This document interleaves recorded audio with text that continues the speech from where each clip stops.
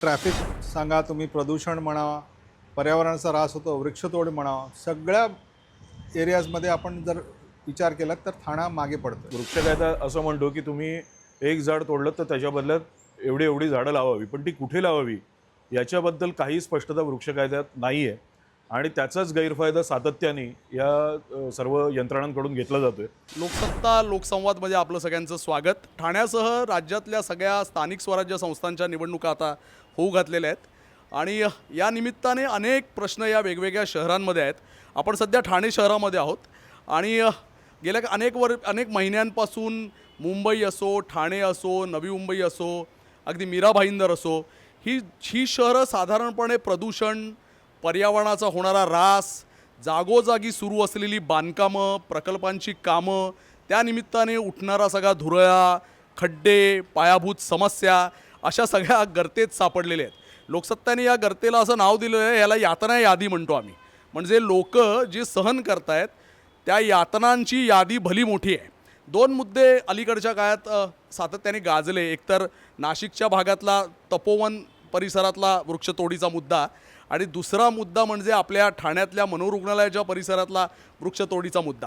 हे दोन मुद्दे गाजत असतानाच आमच्याच एका सहकार्याने आता नुकतंच असं म्हटलं की झाडं तोडतात, त्याचं हजारो झाडांचं पुनर्रोपण होतं, पण ते कुठे होतं, कसं होतं, कधी होतं, याची अकाउंटेबिलिटी कोणी ठेवायची, असा एक महत्त्वाचा मुद्दाही चर्चेला येतो. त्याचबरोबर काय म्हणतात त्याला, ठाण्यापासून बोरिवलीपर्यंतचे बोगदे, कोस्टल रोड्स, मोठे मोठे प्रकल्प, या निमित्ताने होत असणारे पर्यावरणाच्या ऱ्हासाचे मुद्दे, अशा अनेक मुद्द्यांसह आज आपण या लोकसंवादाला सुरुवात करतो आहे. आपल्या समवेत आहेत वनशक्तीचे स्टॅलिन सर.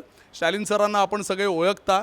अनेक महत्त्वाच्या पर्यावरणाच्या मुद्द्यावर सातत्याने आवाज उठवणारे, लढा देणारे, त्याला कायदेशीर लढा देणारे, सर्वात महत्त्वाचं म्हणजे ग्रीन ट्रिब्युनलचे वेगवेगळे आदेश सातत्याने या वनशक्ती संस्थेमार्फत आपल्यासमोर येत असतात. अनेक मुद्दे पोटतिडकीने त्यांनी यापूर्वी मांडलेले आहेत. अख्खी धारावी आपल्या अलीकडच्या काळात आपल्या असं म्हणतात की पूर्व द्रुतगती महामार्गाच्या परिसरातल्या खारभूमीवर येणार आहे. हा मुद्दा त्या जागेवर जाऊन आपल्याला समजावून सांगण्याचा प्रयत्न मध्यंतरी स्टॅलिन सरांनी केला. ते स्टॅलिन सर आपल्या सोबत आहेत. त्याचबरोबर ठाणे आणि रोहित जोशी हे समीकरण आता अनेकांना माहीत झालेलं आहे. या शहरातला पर्यावरणाचा एक आवाज म्हणून रोहित जोशींना ठाणेकर ओळखतात. अनेक मुद्दे असतील, येऊरचा जो भाग म्हणजे संजय गांधी राष्ट्रीय उद्यानाचा जो येऊरचा परिसर आहे, तिथल्या पर्यावरणाचा होणारा ऱ्हास असेल, इथला जो खाडी किनारा आहे, खाडी किनाऱ्याच्या अवतीभोवती असलेली जैवविविधता आहे, तलावांचं शहर म्हणून ठाणे एकेकाळी ओळखलं जायचं, त्याचा होणारा ऱ्हास आहे. अशा अनेक मुद्द्यांवर रोहित जोशी हा ठाण्यातल्या पर्यावरणवाद्यांचा आवाज म्हणून आपण अनेक वर्ष ओळखतो. रोहित जोशी देखील आपल्या समवेत आहेत.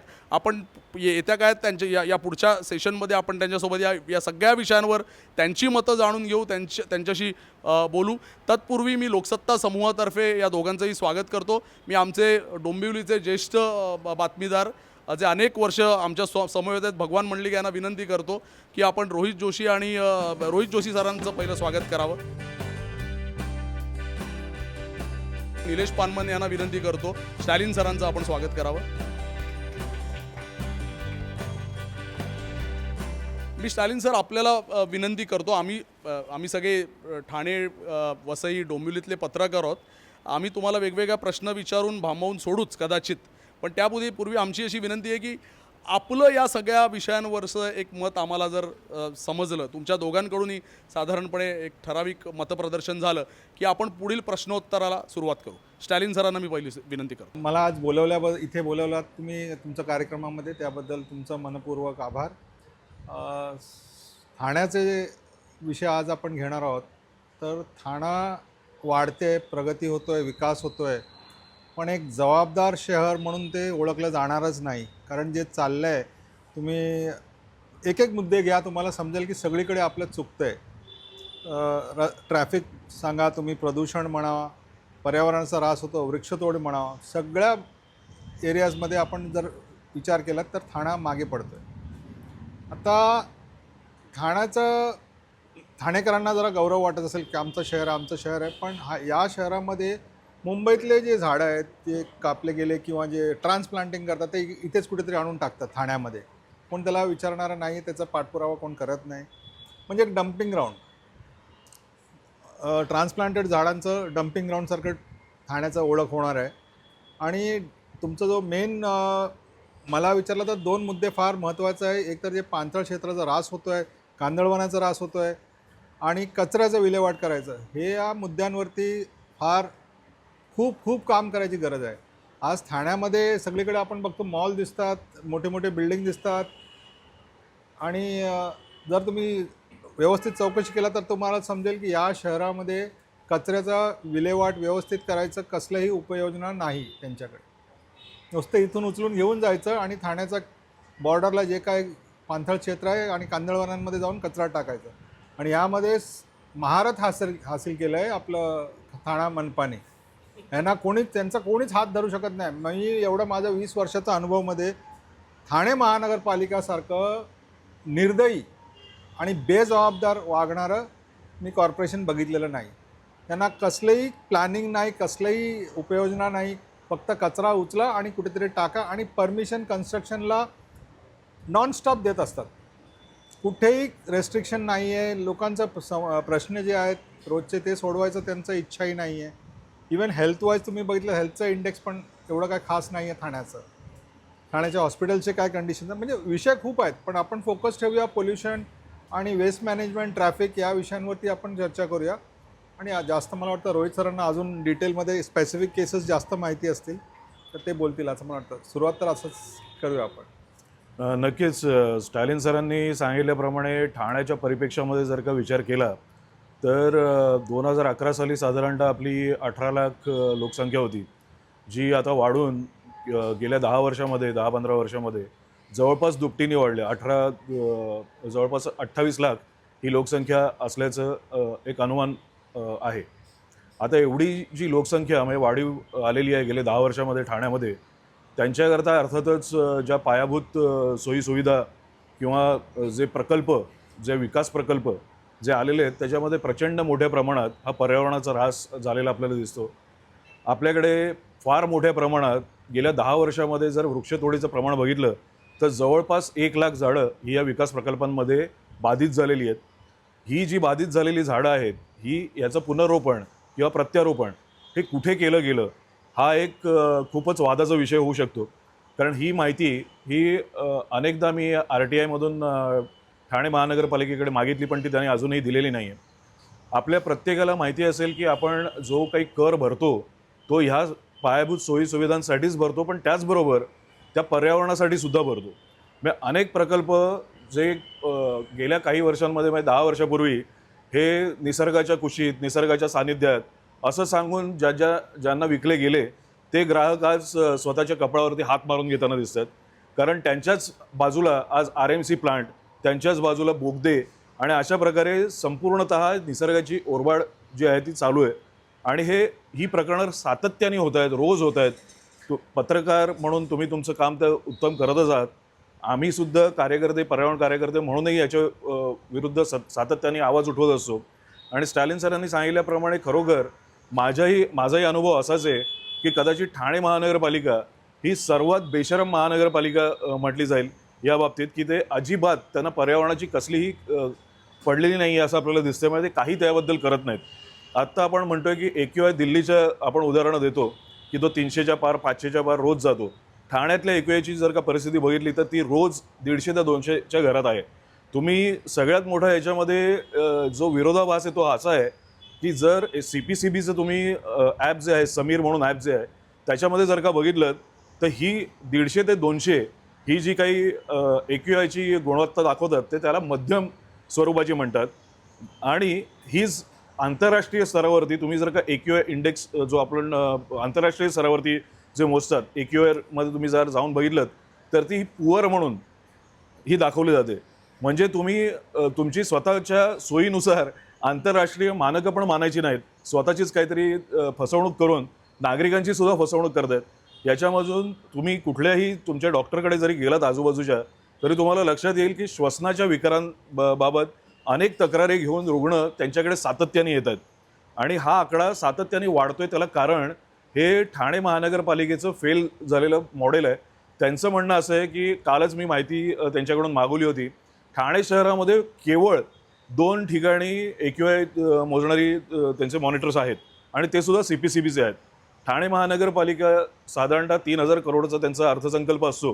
त्याच्यामधले काही करोड जर खर्च केले तर ठिकठिकाणी अशा प्रकारचे AQI मॉनिटर्स बसवता येऊ शकतात, ज्याने ती खरी वस्तुस्थिती जी आहे ती सामान्यांना कळेल.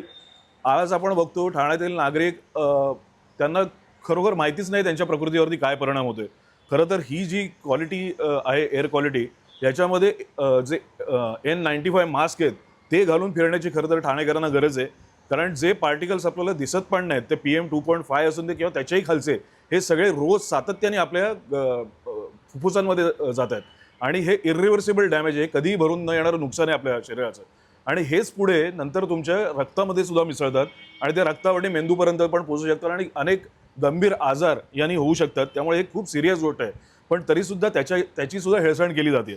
आपण खाड्यांचे प्रश्न बघितलेत तर ठाण्याला एका ठिकाणी आपलं येऊरचं संजय गांधी राष्ट्रीय उद्यानाची संपन्न जंगल आपल्याला लाभलेलं आहे ठाणे शहराला आणि एकाच बाजूला ठाणे खाडी आहे, जिला आता रामसर दर्जा मिळाला आहे.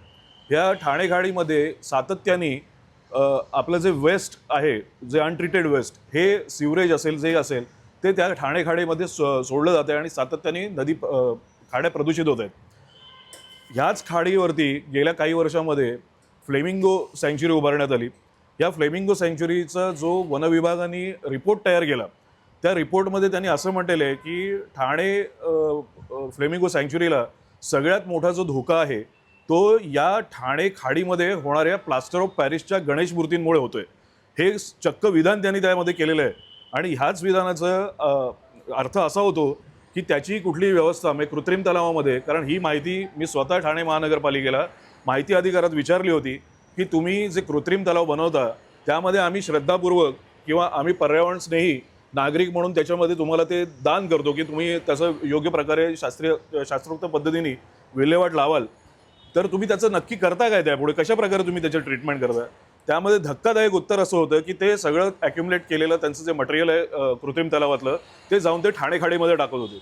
आणि म्हणूनच या विरोधात मला उच्च न्यायालयात जाऊन ती एक ऑर्डर आणावी लागली आणि NGTने सुद्धा आता त्याच्यावर त्यांना फटकारलेलं आहे आणि तेव्हापासून हे बंद झालेलं आहे. आताही जो विषय सुरू आहे तो तोच आहे की हे ठाण्याचं पर्यावरण जर का राखायचं असेल तर नागरिकांनी फार मोठ्या संख्येने पुढे येणं गरजेचं आहे, तक्रारी करणं गरजेचं आहे, AQI बद्दल सुद्धा जागरूक होणं गरजेचं आहे. त्याचा हेल्पलाईन नंबर सुद्धा त्यांनी दिलेले आहेत.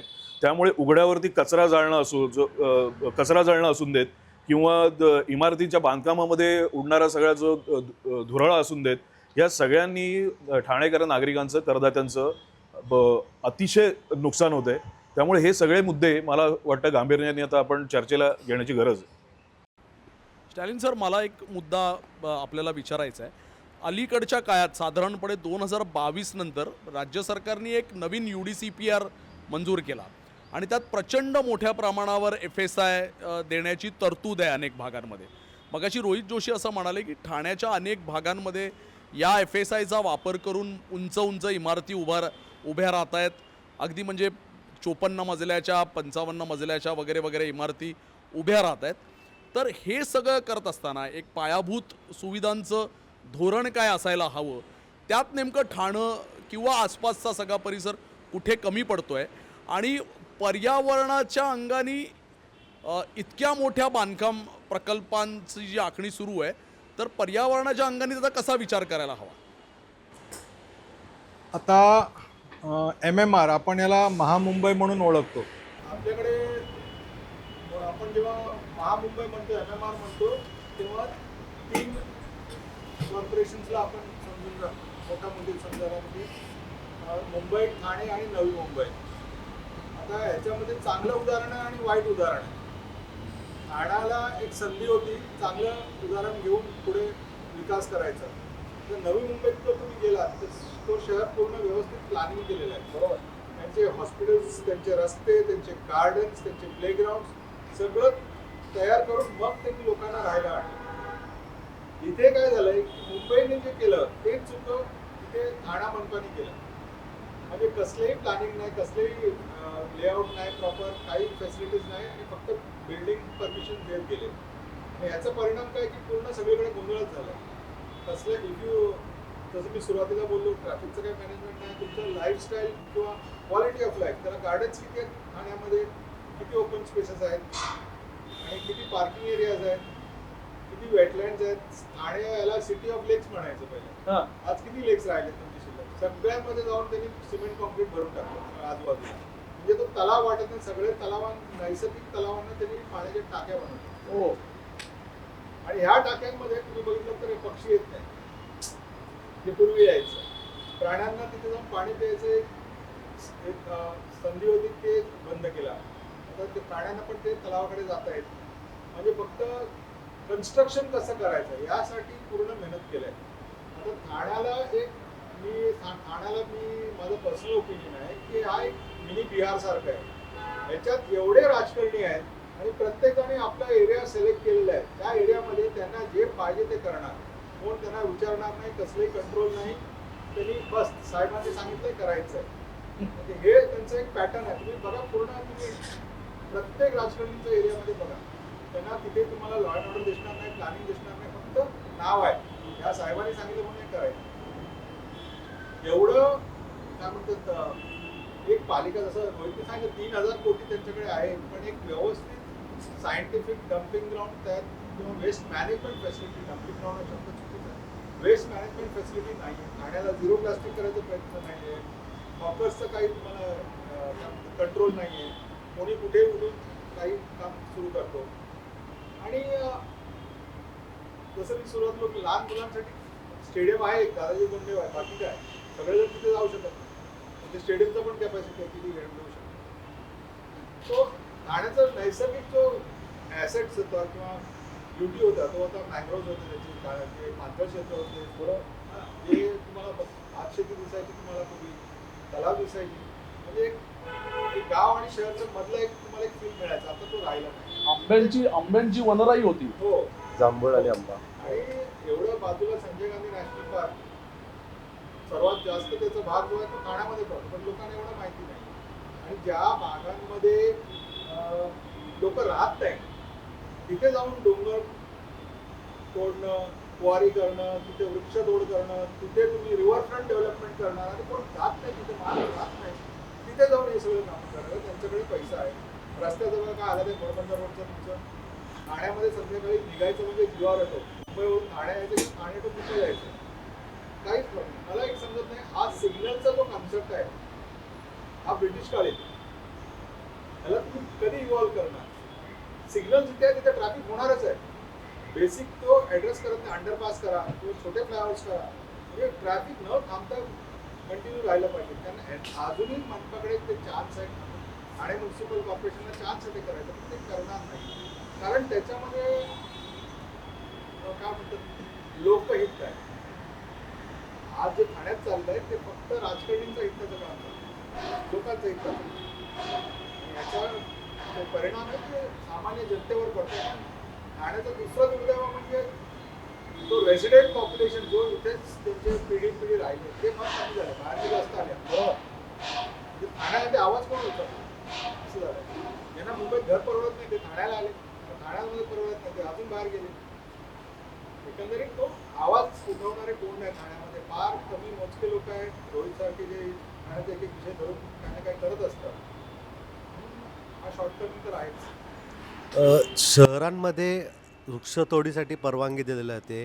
वृक्ष विभाग असतो, त्यांच्याकडे प्रस्ताव येतात बिल्डरांचे, शासकीय प्रकल्पांचे. तर त्या प्रकल्पांमध्ये नेहमी असं दाखवलं जातं की 2,000 झाडं आहेत, त्याच्यामध्ये 500 कापली जाणार, 1,500 झाडांचे पुनर्रोपण केलं जाणार.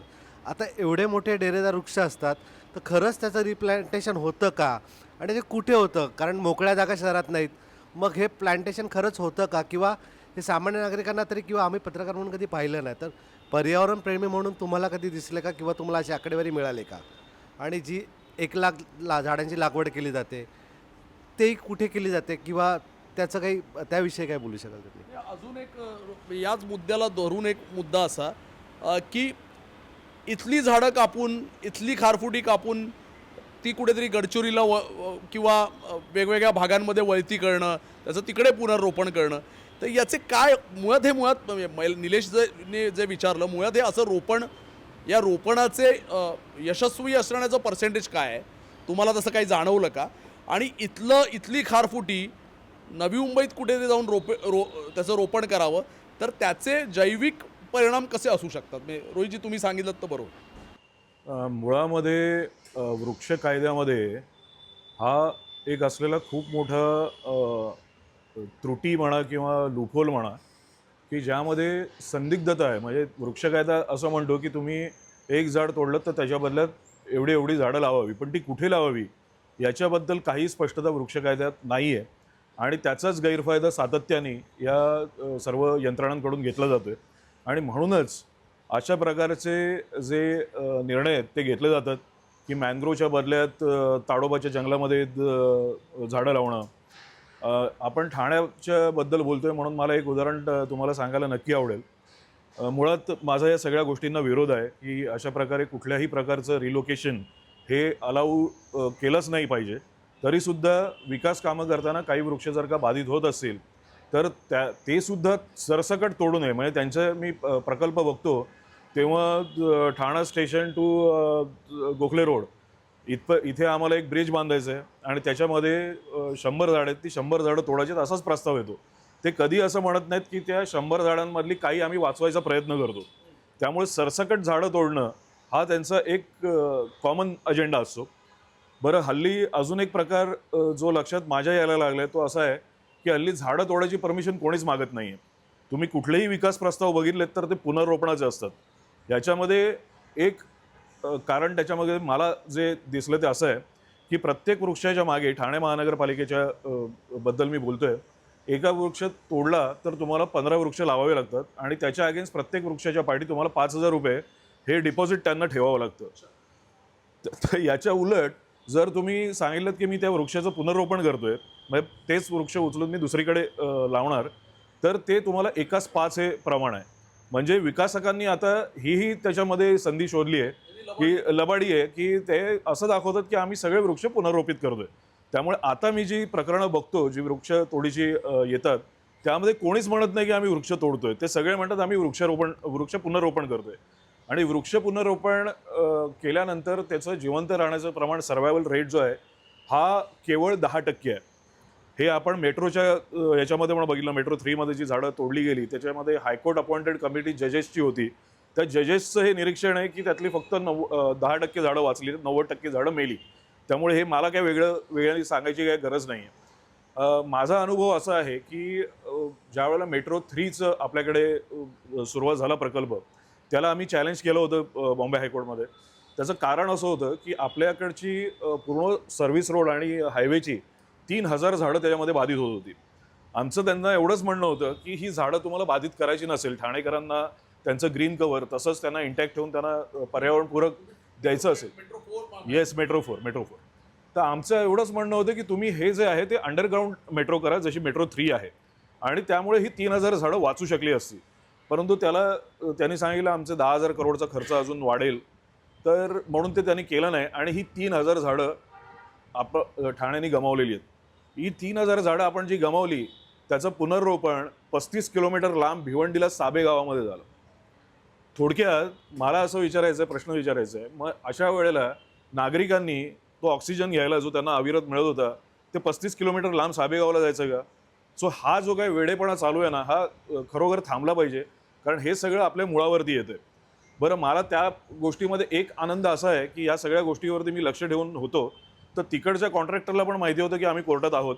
त्यामुळे त्यांनी खूप शास्त्रीय पद्धतीने ती झाडं जगवलेली आहेत. मी स्वतः जाऊन बघून आलेलो आहे. सगळी जगलेली आहेत, 90% जगली आहेत आपण असं म्हणूया. त्यामुळे आम्ही त्या गोष्टीबद्दल म्हणजे आम्हाला ती गॅरंटी आहे की जर तुम्ही खरोखर आर्बोरिस्ट घेतलेत किंवा तुम्ही तेवढे पैसे खर्च करून त्या झाडांना जगवता येऊ शकतं, परंतु तो मार्ग मुळातच असायला नको, हे माझं स्पष्ट मत आहे. सर, म्हणजे आता तुम्ही झाडांच्या वृक्षारोपणाचा जो विषय आला, पुनर्रोपणाचा, निलेशने जो मुद्दा उपस्थित केला, तर खरं तर आमच्या वसईविरार भागामध्ये सुद्धा अशाच पद्धतीचं जे काय आहे ते वसईविरार, okay. एकेकाळी वसईविरारला हरित वसई अशी ओळख होती. परंतु या वाढती अनधिकृत बांधकामं किंवा काय, जसं मगाशी सरांनी उल्लेख केला की संजय गांधी नॅशनल पार्कचा जो भाग आहे मोठ्या प्रमाणामध्ये 50% पेक्षा जास्त आणि तुंगारेश्वरचा पण त्याच्यामध्ये परिसर आलेला आहे. पण जे असे जे वृक्षांचं पुनर्रोपण केलं जातं त्याच्यामुळे एकंदरीत इथल्या ज्या जैवविविधतेचा समतोल राखला जाऊ शकतो का अशामुळे? बरोबर, मला तेच म्हणून सांगायचं होतं की जी जैवविविधता असते ती लोकल जी बायोडायव्हर्सिटी आहे ती त्या मातीशी किंवा त्या तिकडच्या वातावरणाशी ती अनुरूप असते. ती जर का तुम्ही दुसरीकडे नेऊन टाकलीत तर अर्थातच ती जैवविविधता तिथून कायमची नष्ट होते. तुम्ही मातीवरती समजा सिमेंट टाकलं तर तिकडे जी काही हजारो लाखो वर्षापासून ती जैवविविधता तिथे आहे, जे मायक्रो ऑर्गॅनिझम्स आहेत ते समूळ नष्ट होतात, ते तिथे कधीही राहत नाहीत. पुन्हा तुम्हाला वृक्षारोपण करताना सगळ्यात महत्त्वाचं म्हणजे जे मायक्रो ऑर्गॅनिझम्स त्या मातीमध्ये असतात ती मातीसुद्धा त्याला पोषण देत असते. आणि ती माती जर तिथे राहिली नाही, म्हणजे दुसऱ्या मातीमध्ये तुम्ही जर जाऊन लावलं तर ती झाडं मरण्याची संख्या ही प्रचंड मोठ्या प्रमाणात असते. त्यातली 90% झाडंही मरतात का? कारण ती त्या मातीशी एकरूप झालेली आहेत, ती माती बदलली. आणि हे सगळं आहे, हे शास्त्र आहे. पण हे शास्त्र समजून न घेता कुठले तरी हे असे उफराटे निर्णय काढले जातात, शासकीय निर्णय, आणि ज्याच्यामधून मॅंग्रोवच्या जागी वृक्ष लावणं किंवा वृक्षांच्या जागी मॅंग्रोव्ज खारफुटी लावणं हे काही बरोबर नाही आहे. तिकडची जैवविविधता तुम्ही संपवताय, समूळ नष्ट करताय. त्याच्यावरती अवलंबून असणारे जे काही समूह आहेत, म्हणजे आता आपल्याकडे कोळी बांधव आहेत, त्यांची मासेमारीवरतीच पूर्ण व्यवसाय आजपर्यंत चालत होता, तो आज पूर्णपणे देशोधडीला लागलेला आहे. पूर्वी ठाण्याच्या खाडीमध्ये जवळपास 50-55 पेक्षा जास्ती प्रकारच्या माशांच्या जाती होत्या आणि त्यातल्या फक्त आता 5 मिळतात. आणि त्या 5 ज्या आहेत त्यासुद्धा प्रदूषण मूलक आहेत, म्हणजे ते प्रदूषणाचं निदर्शक आहेत. म्हणजे प्रदूषण आहे म्हणून ते तिथे सर्वाईव्ह होत आहेत. त्यामुळे आपण एकूणच जर हा विचार केला तर आपण जर झाडं तोडतोय ते आपल्याच मुळावरती येते. झाडं कधी म्हणत नाहीत की मला तोडा किंवा लावा. ही जी काय आपण आजूबाजूला झाडं बघतो ती काय आपणही लावलेली नाही आहेत. त्यामुळे मला असं वाटतं की आपण त्याच्यामध्ये फार पडू नये. कोणी असं म्हणू नये की कोणी याच्या टेंबा मिळू नये की मी 1000 झाडं लावली, 10,000 झाडं लावली. माझं वैयक्तिक मत असं आहे की एक पूर्ण जे वाढ झालेलं झाड आहे 50 वर्षाचं, 100 वर्षाचं, ते जर कोण तोडत असेल तर त्याला तुम्ही आडवं केलं पाहिजे, त्याच्यामध्ये आलं पाहिजे. कारण ते जे तुम्हाला इकॉलॉजिकल सर्व्हिसेस देते ते तुमचं 5 फुटाचं 5 वर्षाचं झाड देऊ शकत नाही. त्याच्यावरती ती जैवविविधता यायला ही अनेक वर्ष लागणार आहेत. त्यामुळे ही जी मुळातच कॉन्सेप्ट जी आहे की एका झाडाच्या बदल्यात 15 झाडं 20 झाडं, ही मला मान्य नाही.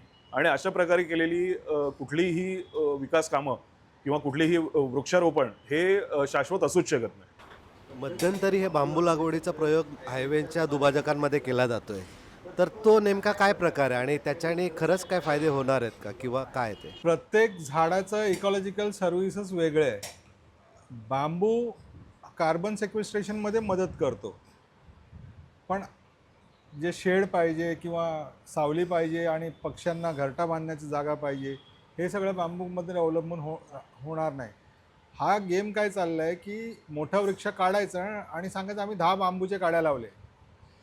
लोकांना सांगायचं नाही काय नेमकं एक्सचेंज झालेलं आहे म्हणून ते एक शॉर्टकट त्यांनी वापरलेला आहे. वृक्ष म्हणजे लोकांना राग येईल ना की हजारो वृक्ष कापले, आम्ही 10,000 लावले. काय लावले? ते बांबू लावले. ह्याच्या हा दुर्दैव आपलं की जनतेला मूर्ख समजून हे लोक पुढे जातात. आता आपण बघतो की वृक्ष कापलं जातं आहे. मला समजत नाही की भारतीय जे आहे IPC किंवा कॉन्स्टिट्यूशनमध्ये कुठचाही कायदा, आपल्या भारतीय कायद्याच्या पुस्तकात कुठे तुम्हाला परवानगी आहे झाड कापायचं? पर्यावरणाला हानी पोचवायचा अधिकार तुम्हाला कुठच्या कायद्यामध्ये आहे? एकही कायदा नाही आहे, एकही कायदा नाही आहे, तरी करतो आपण. बरं, हे थांबवायचं काम कोणाचं आहे? न्यायपालिकेचं. न्यायपालिका काय करते? जे सरकार सांगणार ती पूर्व दिशा.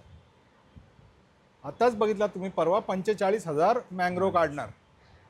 काय गरज होती 45,000 मँग्रोव्ह काढायचा? कोर्टाने का विचारलं नाही की बाबा तुम्ही पिलर टाका आणि त्याच्यावरून जावा, एवढे मँग्रोव्ह कशाला काढताय तुम्ही?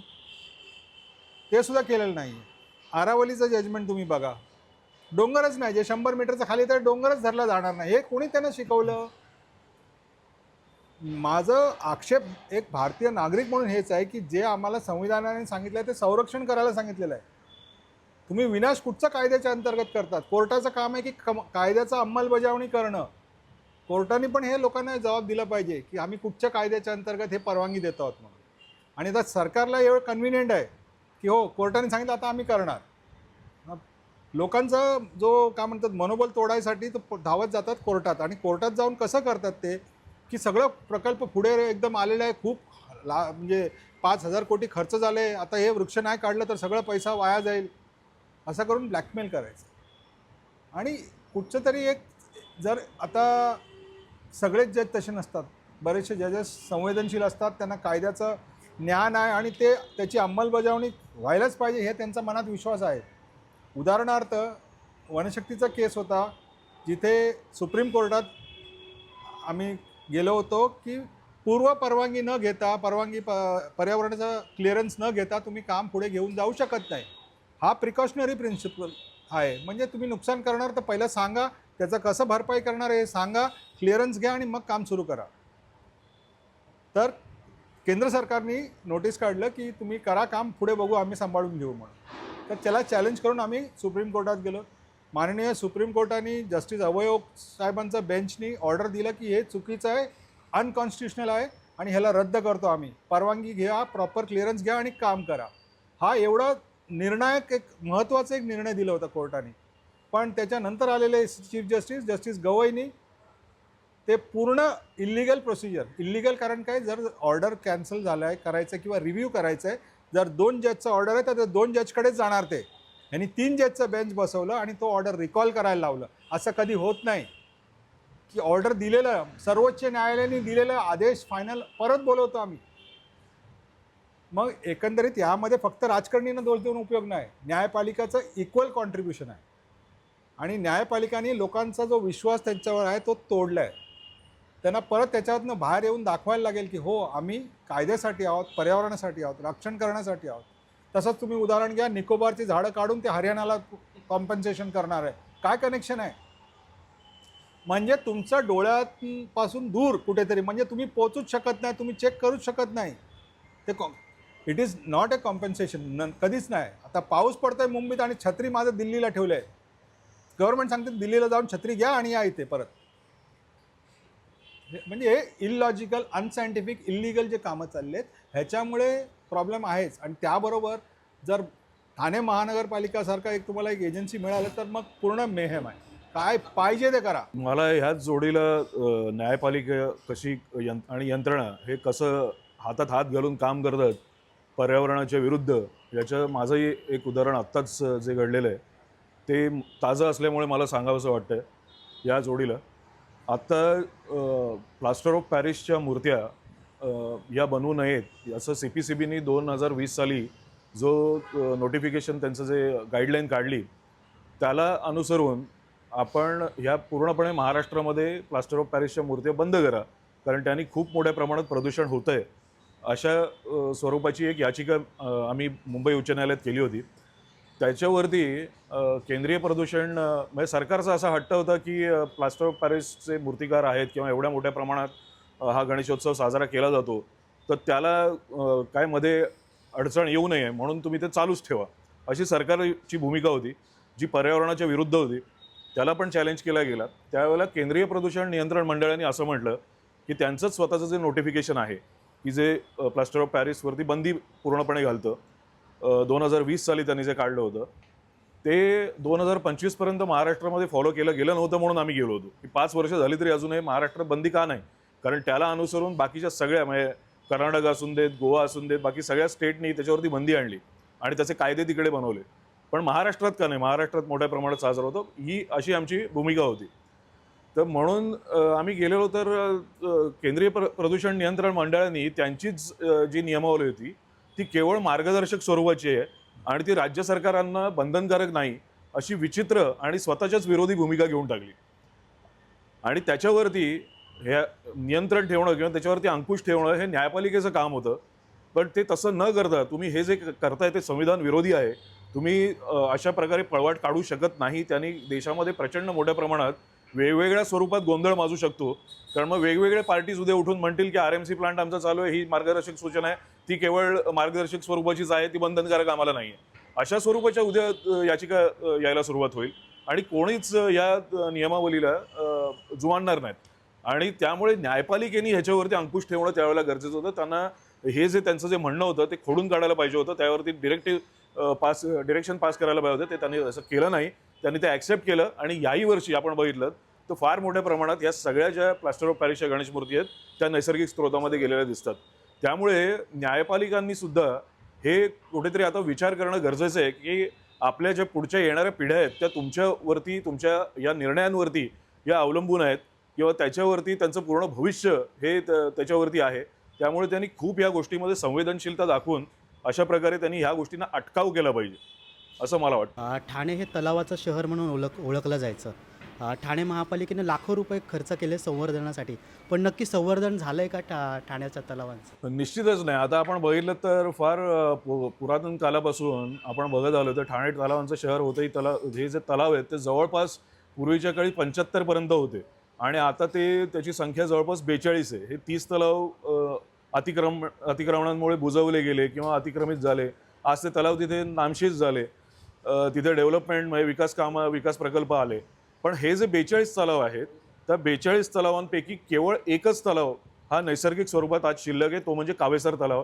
आणि तो सुद्धा कॉन्क्रिटायझेशन करण्याचा त्यांचा घाट होता, ज्याला तिकडच्याच सगळ्या सिटिझन्सनी एकत्र येऊन एक मुवमेंट तयार केली आणि ते त्याला विरोध करून त्यांनी ते आत्ता थांबवलंय. पण ते किती काळ थांबते हे याची काही शाश्वती नाही आहे. परंतु उरलेले 41च्या 41 तलाव हे स्टॅलिन सरांनी सांगितलं त्याप्रमाणे ती डबकी झालेली आहेत. त्याचं पूर्ण कॉन्क्रिटायझेशन झालेलं आहे आणि त्याच्यामध्ये कुठलीही जैवविविधता आज शिल्लक नाही. हे दुर्दैवाने, हे खेदाने सांगावं असं वाटतं. आणि म्हणूनच जे काही तलाव आता आहेत, शिल्लक आहेत, ते तरी आपण राखले पाहिजेत आणि जे पूर्वी आपण बर्बाद केलेले आहेत हे विकासाच्या नावाखाली, तेही पुनरुज्जीवित करण्याचे मार्ग आहेत. असं नाही की ते करता येऊ शकत नाहीत. तुम्ही जर त्याचं संपूर्ण कॉन्क्रीट काढून टाकलं तिकडचं आणि पुन्हा ते तसंच नैसर्गिक स्वरूपात ठेवून दिले, तिथे कुठल्याही प्रकारचं मानवी अतिक्रमण केलं नाहीत, तर ही जैवविविधता तिथे परत येऊ शकते. माझा एक जोडून दिलात प्रश्न स्टॅलिन सरांना, की आपल्याकडे मोठ्या प्रमाणात ठाण्यात पाणथळीच्या जमिनी होत्या आणि आजही आहेत. आता DPच्या याच्यामध्ये पण होत्या. तर नेमकं त्याच्या आता स्थिती काय आहे? तुम्ही जर DP बघितलात तर त्याच्यामध्ये CRZ क्षेत्र, पाणथळ क्षेत्र, मँग्रोव्ह क्षेत्र हे सगळं व्यवस्थित दाखवलेलं नाहीच आहे. त्याचा फायदा घेतला जातो आणि ते बेहिसाब कन्स्ट्रक्शन चालू आहे. जुना, नवीन नाही. नवीन खरं म्हणजे मला स्टडी करायला अजून जमलं नाही. आता कोपरी हा एक पूर्वकाळी एक पोर्ट होता.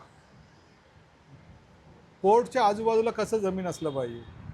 आज पोर्ट जाऊ दे, त्याच्या लागत ते बिल्डिंग बांधायला घेतले त्यांनी. सगळं पूर्ण रिक्लेमेशन केलं आहे.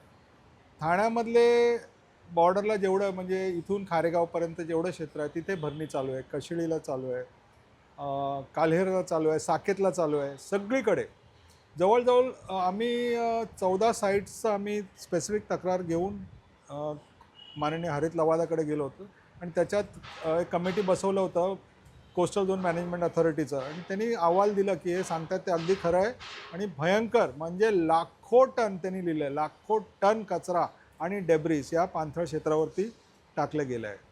आणि आज मी परत तेच सांगतो की ठाण्यामध्ये कायद्याचं भय कोणालाही नाही. तुमचा राजकारणी ओळखीचा असेल ना तर तुम्ही बिंदास करा जे पाहिजे ते. हे एक मनोवृत्ती आहे लोकांचं इथे. ह्याचा पुरावा हेच की एवढं कोर्टात केस असून ऑर्डर पास झालेल्या जागेवरती आजही भराव चालू आहे. एकदा इलेक्शन अनाऊन्स झालं ना की मग तो एक काय म्हणतात फ्री हिट टाईम आहे. तसं नो बॉल बोलतो ना, आता फ्री हिट पाहिजे तिथे मार कोण नाही पकडणार. हा 1 महिना अगदी भयंकर असणार आहे पर्यावरणाला. तर ठाणेकरांनी जरा सावध राहायला पाहिजे याचं. सर एक प्रश्न आहे. 3 वर्षापूर्वी शासनाने कांदळवन पर्यटन क्षेत्र म्हणून मुंबई MMR रिजनमध्ये जेवढे कांदळवन क्षेत्र आहेत तिकडे एक पर्यटन क्षेत्र करण्याच्या दृष्टीने एक निर्णय घेतला. त्यासाठी जवळपास 100 कोटीचा निधी मंजूर झाला आहे आणि महापालिका निहाय तिकडे निविदा देखील केल्या आहे 10-10 कोटीचा वगैरे. तर त्या निर्णयाला तुम्ही कसं बघता? तुमचं काय 3 वर्ष झाली अजून? नाही, नक्कीच ते चांगली गोष्ट आहे. माझं वैयक्तिक मत आहे, कदाचित रोहित सहमत नसेल त्याच्याशी, की लोक यायला पाहिजे. जंगल असो किंवा मँग्रोव्ह असो, लोक जोपर्यंत येणार नाही तोपर्यंत ते वाचणार नाही. तुम्ही जर गेलात नाही तर तिथे कोणतरी बिल्डर किंवा कोणतरी येऊन तिथे काही ना काही करून प्रोजेक्ट करून ते करणार. पण तुम्ही दररोज जाणारी जागा असेल, तुमचं एक पर्यटनाचं क्षेत्र आहे, मग ते तुम्ही जपता. तुमचा एक मालकी असतो, त्याचं एक कनेक्शन होतं, म्हणून ते केलं पाहिजे. पण आपल्या एरियामध्ये मँग्रोव्हमध्ये टुरिझम करणं अवघड आहे. कारण स्युएज आहे, म्हणजे मलनिसरण जे आहे जे प्रक्रिया आहे ते कसलीही प्रक्रिया न करता ते सोडलं, सांडपाणी सोडलं जातं.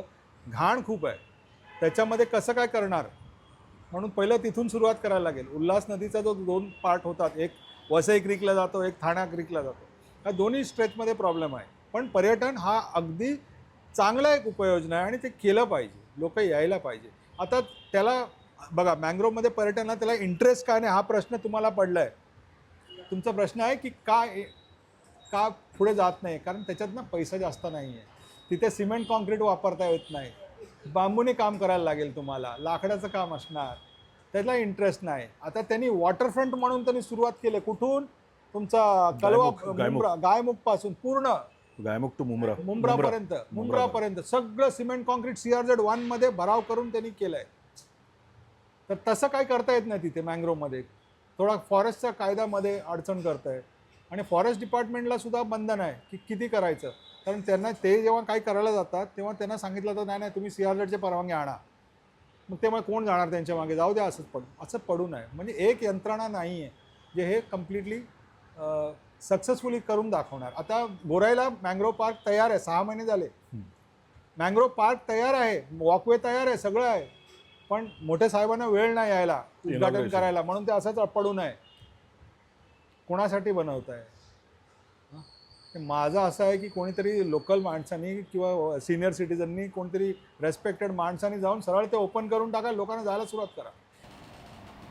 सर, अजून एक प्रश्न. आता सध्या महाराष्ट्रात चर्चेचा विषय बिबट्यांचा, पर्यावरणाचा बिघडलेला समतोल, त्यामुळेच हा एक विषय सगळीकडे सगळ्या शहरात होतं.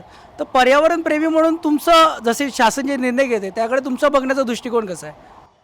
बिबट्यांचा प्रश्न म्हणजे हा मानवनिर्मित प्रश्न आहे.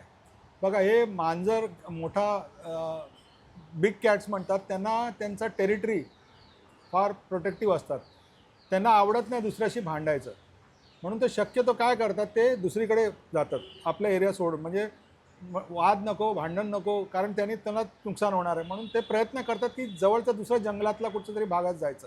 आता आपण त्या मार्गामध्ये एवढे टाउनशिप्स आणून ठेवले, एवढे बिल्डिंग्स बनवले, तिथून रस्ते काढले, त्यांना जायला चान्स नाही. मग ते उतरणार कुठेतरी, ते उतरतात ते मानवी वस्तीमध्ये उतरतात. आणि हा एक कन्व्हिनियंट एक एक्सक्यूज आहे.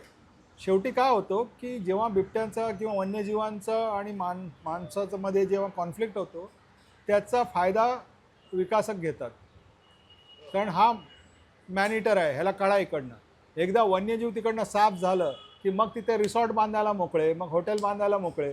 कारण वन्यजीव फिरत असलेल्या जागेमध्ये कोण बिल्डिंग बांधणार तिथे जाऊन, म्हणून पहिलं ते त्यांना काढा बाहेर.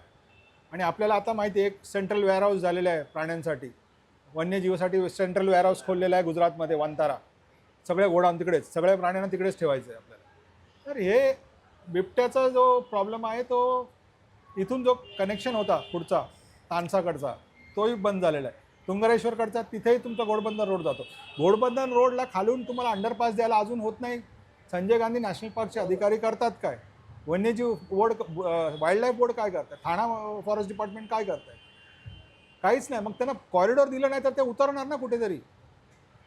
हा प्रश्न आहे. म्हणजे तो कॉरिडॉर कुठे असायला हवा होता या तुंगरेश्वरला, आणि तुम्ही म्हणताय तो ते मुळामध्ये तुम्ही ठाण्याची जर का भौगोलिक रचनेचा आधी जर का अभ्यास केला असेल तर तुम्हाला लक्षात येईल की हा घोडबंदर रस्ता जो झाला तो रस्ताच मुळात त्या टेकड्यांना छेदून झालेला आहे. तिथेच त्याचे 2 तुकडे झाले. आणि आत्ता जिथे हिरानंदानी इस्टेट आहे, ती हिरानंदानी इस्टेट आत्ताही तुम्ही जर का बघितलं तर पातलीपाडा वगैरे हे अजूनही हिलॉक्स आहेत, तिथे हिल आहेत तिकडे. याच्यावरून हे बिबटे तिकडे पलीकडे तुंगरेश्वरपर्यंत खाडीच्या मार्गाने आरामात जाऊ शकायचे. असाच एक रस्ता कोलशेतला सुद्धा आहे. कोलशेतची खाडी जर पूर्वी बघितलं असेल, आता कारण ती रेती उपसा करून अवैध रेती उपसा करून त्याचं पात्र खूप विस्तारलेलं किंवा खोल झालेलं आहे. परंतु पूर्वी ते एवढं उथळ होतं की तुम्हाला चालत तिकडे पलीकडे कशेळीपर्यंत जाता येत होतं ओटीच्या वेळेला. तर हे बिबटे रात्रीच्या वेळेला हा असा प्रवास करून तुंगरेश्वरपर्यंत पोहोचत होते. आता त्यांना ते मार्गच त्यांचे आपण मानवी अतिक्रमणामुळे हे कट करून टाकलेले आहेत. एक तर प्रचंड मोठं आपण काय म्हणतात त्याला, लाईट पोल्युशनचा पण खूप मोठा विषय ठाण्यामध्ये. सतत कुठे ना कुठे पार्ट्या चालू असतात, इव्हेंट चालू असतात. त्यामुळे हे प्राणी जे आहेत ते घाबरतात. त्यामुळे सुद्धा ते दिशा त्यांना नीट समजत नाहीत कारण हे संपूर्ण रात्री नॉक्टर्नल आहेत, म्हणजे हे रात्रीच्या वेळेलाच ॲक्टिव्ह असतात किंवा त्यांची जी दृष्टी आहे ती रात्रीच्या अंधारामध्येच म्हणजे त्यांचे डोळे जे आहेत ते तसेच विकसित झालेले आहेत. पण आपण हा कसलाही विचार करत नाही आणि आपण त्यांच्यासमोर ही सगळी अडथळ्यांची शर्यत जेव्हा निर्माण करतो आणि ते जेव्हा चुकून मानवी वस्तीत घुसतात, जसं आता भाईंदरला घुसला होता परवा एका बिल्डिंगमध्ये, त्याला मग आपण गोळ्या घालण्याचे आदेश देतो. हे फार अमानवीय आहे, म्हणजे फार हे चुकीच्या पद्धतीने आपण ह्याचे मॅनेजमेंट करतोय. त्यामुळे स्टॅलिन सरांनी सांगितलं तो मुद्दा आहेच की बिबट्यांना पकडणं किंवा दुसरीकडे सोडणं, इकडून तिकडे सोडणं, हे म्हणून रिलोकेशन आपण कुत्र्यांचं सुद्धा करून देत नाही आणि तुम्ही बिबट्यांचं करताय. म्हणजे कायद्याने तुम्हाला कुत्रे सुद्धा जर एका ठिकाणून तुम्ही उचलले, काही इंज्युअर्ड असतील काय, तर तो तुम्हाला पुन्हा तिथेच जाऊन सोडायला लागतात. आणि बिबट्यांना तुम्ही इथून SGNP मधून घेऊन तुम्ही नाशिकला काय सोडताय, अजून कुठे सोडताय, आफ्रिकेत का पाठवताय, तिकडचं इकडे काय आणताय, हे सगळं मूर्खपणाचं काम आहे. ह्याच्यामध्ये असं आहे की तो कचऱ्याचा भाग महत्त्वाचा आहे, कारण कचराचा विल्हेवाट होत नाही म्हणून कुत्रे वाढतात. कुत्रे वाढले मग बिबट्या त्यांच्या मागे येतात. मग ते कुत्रे मानवी वस्तीमध्ये असतात म्हणून बिबटे पण तिथेच येऊन बसतात. आणि बिबट्याचा एक कला आहे की तो सहसा दिसत नाही, आपल्याला माहितीसुद्धा नाही तो असतो तिथेच. कधी चुकून तो कुठे बिल्डिंगमध्ये वगैरे घुसला तर समजतो. नाहीतर विद्या अत्रेंचं एक फिल्म आहे त्याच्यामध्ये दाखवलेलं आहे की लोक अगदी 3-4 फुटाच्या बाजूने चालले, तो गवतात बसलेला आहे तिथे, तो हलत नाही, तो हल्ला करत नाही. कुठच्याही प्राण्याला मार्ग असेल ना जायला दुसरीकडे, तो हल्ला करणार नाही. त्यांचा मार्ग अडवला तरच तो हल्ला करतो. याच्याबद्दल अजून एक की ठाण्यामध्ये 2018 साली एका मादी बिबट्याने तिचं एक पिल्लू हे एअरफोर्स स्टेशनच्या इकडे येऊरला ॲबंडन केलं, म्हणजे मिळालं होतं. सकाळी जे वॉकर्स होते त्यांना मिळालं होतं कोविडच्या दरम्यान, 19 असेल माझ्यामध्ये 2019. आणि त्यानंतर 3 दिवस सातत्याने वनविभागाच्या अधिकाऱ्यांनी त्यांचं दोघांचं पुन्हा त्यांना एकत्र आणण्यासाठी प्रयत्न केले. ती मादी 3 दिवस याचे सगळे व्हिडिओ रेकॉर्डिंग्स उपलब्ध आहेत वनविभागाकडे. 3 दिवस ती संध्याकाळच्या वेळेला तिथपर्यंत येत होती, परंतु त्या रस्त्यावर सतत असणारी वाहतूक, म्हणजे ती वर्दळ, माणसांची वर्दळ आणि तीव्र प्रकाश झोत, याच्यामुळे ती गोंधळून गेली. एकतर तिचं दुसरं पिल्लू तिने कुठेतरी ठेवलं होतं, म्हणजे तिची पण तिला काळजी होती की मी ह्याला घेऊन जाताना स्वतःलाच मला काय झालं तर ते त्या पिल्लाचं पण काय होईल. आणि त्या थोड्याच काळामध्ये तिला ते घेऊन जाणं शक्य झालं नाही. शेवटी दुर्दैवाने ती 3ऱ्या दिवसानंतर ती परत आली नाही, कारण तिला अजून कुठेतरी त्याला सेफ जागेमध्ये त्याला ठेवायला लागलं असेल दुसऱ्या पिल्लाला. आणि ते पिल्लू आजन्म आता कॅप्टिव्हिटीमध्ये गेलं, म्हणजे पिंजऱ्यामध्ये गेले. कोणामुळे? तर हे मानवी चुकांमुळे. मानवी सेवा कुठल्या? तर त्या काळामध्ये तिथे टर्फची मैदानं सगळी जी मी PIL जी केली होती ती रात्रंदिवस चालू होती तीव्र प्रकाश होतात. तिकडे DJ चालायचे, तिथे लग्नाच्या त्या पार्ट्या बिर्ट्या चालायच्या आणि यामुळे हे प्राणी गोंधळून जातात. आणि ते गोंधळून जातात आणि त्यांना कळत नाही की आता करायचं काय. आणि त्यामुळे मग ते अशा प्रकारचे जे इन्सिडेंट होतात की ते मागे सत्कार हॉटेलमध्ये तो बिबट्या शिरला होता. त्यांना तुमच्याकडे येऊन करायचं काय? ते तुमचे काही गुलाबजाम खायला येत नाहीत, त्यांना काही इंटरेस्ट नाही आहे. पण तुम्ही त्यांना जर का त्यांच्या हद्दीमधून जर का अशा प्रकारे बाहेर यायला प्रवृत्त केलं तर मग असं ॲक्सिडेंट होणं स्वाभाविक आहे. त्याला तुम्ही त्यांना दोष देऊन चालणार नाही, स्वतःलाच दोष द्यायला पाहिजे. सर त्यालाच एक प्रश्न असा आहे की आता कसं आहे की बिबटे जे येत आहेत किंवा काय जो विकास झालेला आहे किंवा अनिर्बंध विकास आपण ज्याला म्हणतो, खरं तर जंगलपट्ट्यातील पाणवठे जे आहेत त्या अशा ठिकाणी शक्यतो रात्रीच्या वेळेस किंवा सायंकाळच्या वेळेस असे बिबटे दिसून आढळून येत होते. आता पाणवठे कमी झाल्यामुळे असं काही प्रकार घडतोय का असं तुम्हाला वाटतं? संजय गांधी राष्ट्रीय उद्यानात जी पाठची प्राणी गणना झाली त्यामध्ये एक धक्कादायक वास्तव असं समजलं की 50% प्राणी हे कमी आढळले पाठच्या प्राणी गणनेपेक्षा. आणि ह्याचं सगळं पुन्हा मी त्याच्यावरती येतोय. त्याचं कारण हेच आहे की आपलं जे मानवी अतिक्रमण जंगलामधलं आहे, म्हणजे हे जे काय फार्म हाऊसेस बांधलेत, बंगलोज बांधलेत, तिथे जे काही इव्हेंट होतात, तिथे जे काय पार्ट्या होतात, यामुळे हे पूर्ण जे वन्यजीवन आहे ते पूर्णपणे डिस्टर्ब झालेलं आहे. त्यामुळे हे 50% जनावरं ही तुम्हाला मानवी वस्तीच्या जवळपास कुठेही अजिबातच आढळून येत नाही. पण हीच परिस्थिती तुम्ही त्या थोडी लांब जाऊन किंवा कोर एरियामध्ये जर का गेलात तर तिथे तुम्हाला ते प्रमाण वाढलेलं दिसतं किंवा ते तिथे फ्लरिश झालेले आहेत. जी हाच मुद्दा आहे स्टॅलिन सर, हाच मुद्दा आहे की मला थोडंसं आम्हाला हे जाणून घ्यायला आवडेल की येऊर म्हणजे Sanjay Gandhi national park, MMR मधले जे 2 मोठी जंगलं आहेत, संजय गांधी नॅशनल पार्क येऊरचा, आमचा भाग तुंगारेश्वर, तर त्याची नेमकी आत्ता अवस्था तुम्ही कशी पाहतायत? म्हणजे कदाचित दोघांनी जरा दोन्हीकडे रोहितने सांगितल्याप्रमाणे प्राण्यांचं संख्या फार कमी झाली आहे. कारण एवढे कॉम्पिटिशन झालं आहे लिमिटेड स्पेसमध्ये, त्याच्यामुळे प्राण्यांचं हॅबिटेटच कमी होत चाललेलं आहे. आता संजय गांधी नॅशनल पार्कमध्ये जवळजवळ 30,000 लोक राहतात, 30,000. एवढ्या लोकांचं संख्या म्हणजे प्रॉब्लेम होणारच वाईल्ड लाईफला.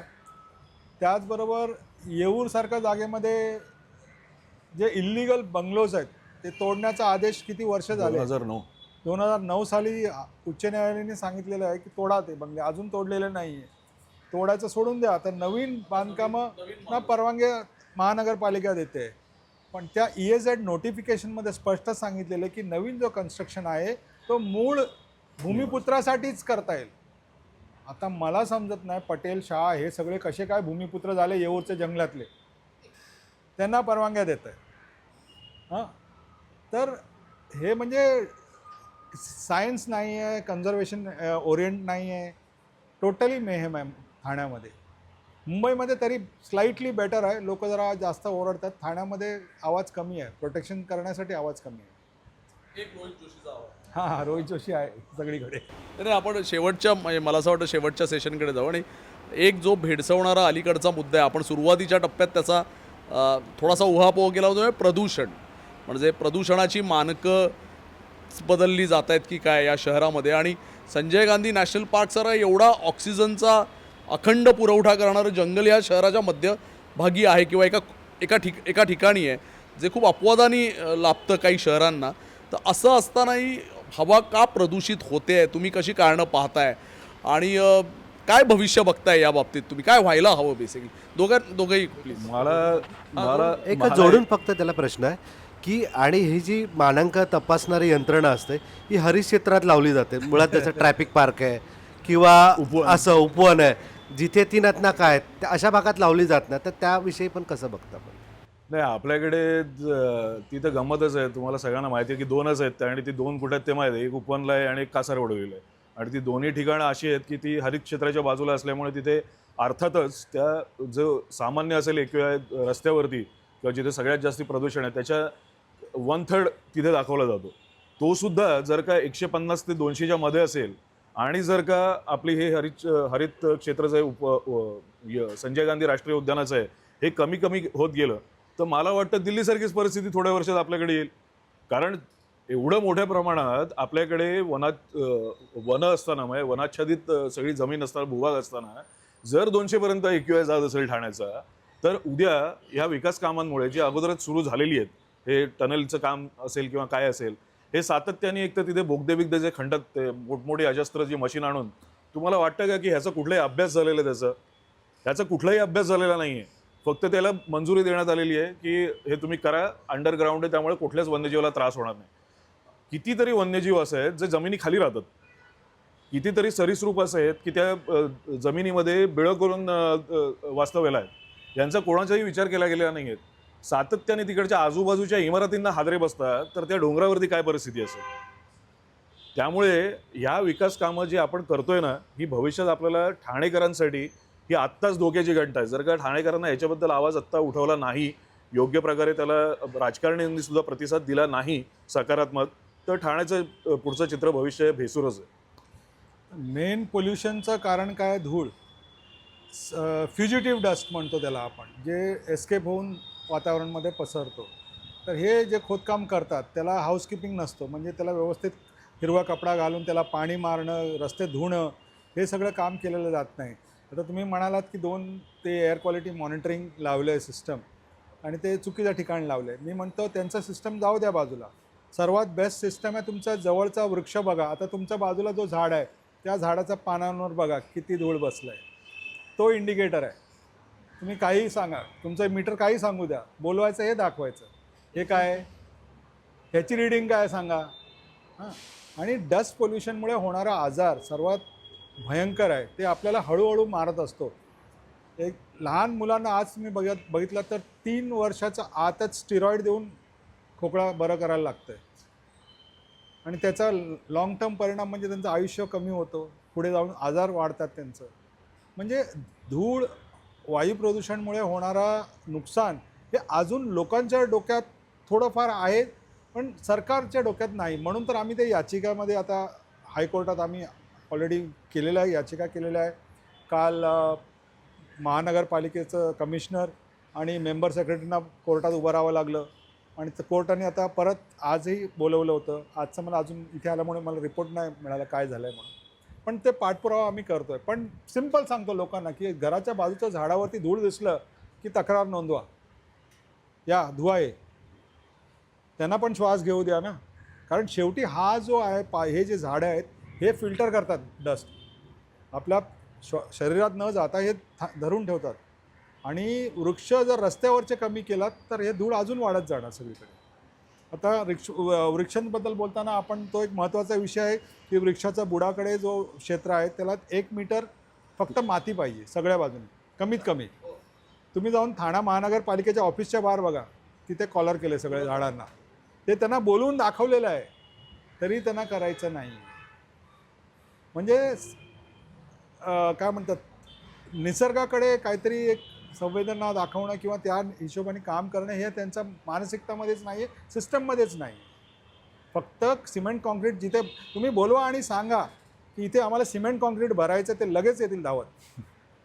पण तिथे 4 झाडं लावायला जागा राखीव ठेवा, ते नाही करणार. याच्याबद्दल अजून एक ॲडिशन असं करायचं आहे की मागे ज्या वेळेला हाच मुद्दा आला की साबेगाव का, म्हणजे जे मेट्रो 4मध्ये जी 3000 झाडं गेली, तर त्याचं कारण ठाणे महानगरपालिकेने असं सांगितलं की आमच्याकडे वृक्ष लावायला जागाच नाही. आणि मग जर वृक्ष लावायला जागा नाही, जर पाठीमागे जसं मगाशी आपलं बोलणं झालं त्यावेळेला जर प्यायचं पाणी उपलब्ध नाही म्हणून कोर्ट जर बांधकाम परवानगी नाकारत असेल, तर वृक्ष लावायला जागा नाही तर म्हणून वृक्ष तोडायला परवानगी नाकारली पाहिजे. ह्याचंही एक सोल्युशन आहे. हा जो प्रॉब्लेम आहे, आपण ठीक आहे जागा नाही आहे ना, तर तुम्ही प्रत्येक बिल्डरला कंपल्सरी करा की 30% वृक्षांसाठी जागा राखीव ठेवा. त्यांना 4 माळ्या अजून चढवू द्या.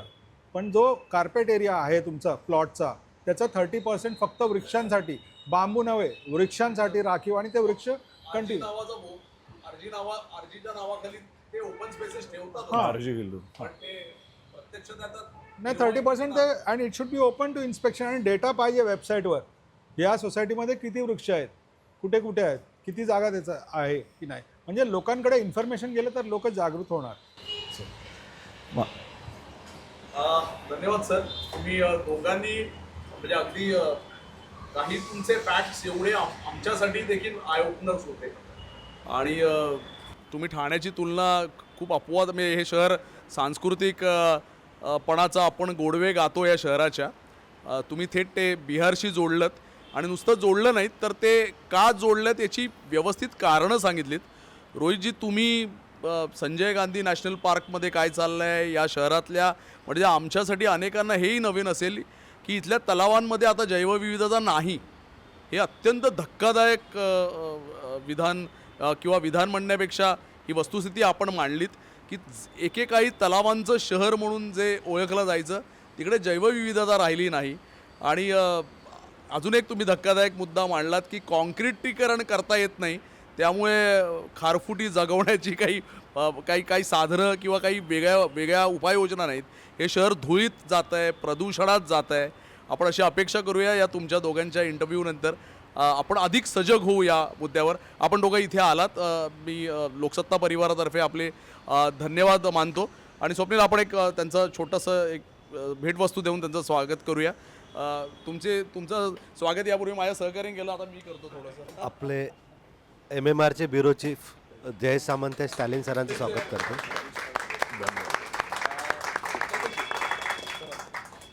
थँक्यू.